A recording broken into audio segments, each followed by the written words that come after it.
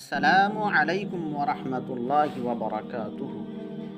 معزز سامعین کرام، بعض لوگ یہ سوال کرتے ہیں کہ کیا دنیا میں اس وقت دجال موجود ہے؟ اگر ہے تو کہاں ہے؟ تو جواباً میں عرض کرتا ہوں، جی ہاں، دنیا میں کسی جزیرہ میں دجال موجود ہے، لیکن وہ جزیرہ کہاں ہے، کس علاقہ میں ہے، کس طرف ہے، اس کا ابھی تک انسانوں کو کوئی سراغ نہیں ملا، اور یہ اللہ تبارک و تعالی کی غیبی باتوں میں ہے جس کو اس نے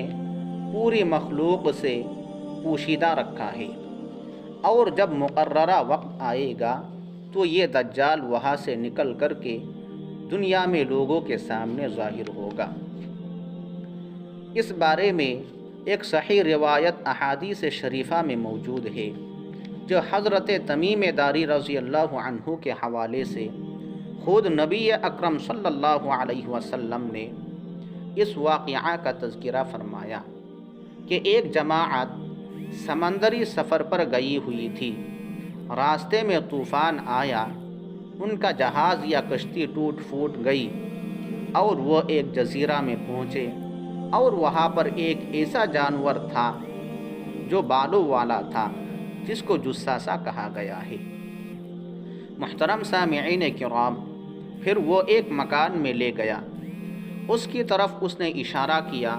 تو وہاں یہ بڑا ہی ڈیل ڈول والا جو دجال ہے یہ بیڑیوں میں جکڑا پڑا تھا، اور اس نے ان لوگوں سے گفتگو کی، وہ سب تفصیلات احادیث میں موجود ہے، اور وہ چونکہ خود پیغمبر علیہ السلام نے صحابہ سے بیان فرما دی، اس لیے اب اس کی انکار کی گنجائش نہیں ہے، اور یہ یقین کرنا ہے کہ دجال دنیا میں کسی خطے میں بہرحال موجود ہے۔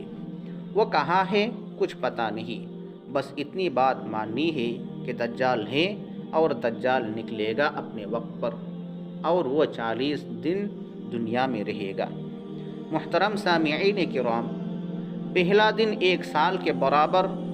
دوسرا دن مہینہ کے برابر، تیسرا دن ہفتے کے برابر، اور بقیہ دن عام دنوں کے برابر ہوں گے، اور سیدنا عیسیٰ علیہ السلام اس کو باب لد پر قتل فرمائیں گے۔ یہ باتیں سب احادیث سے ثابت ہیں،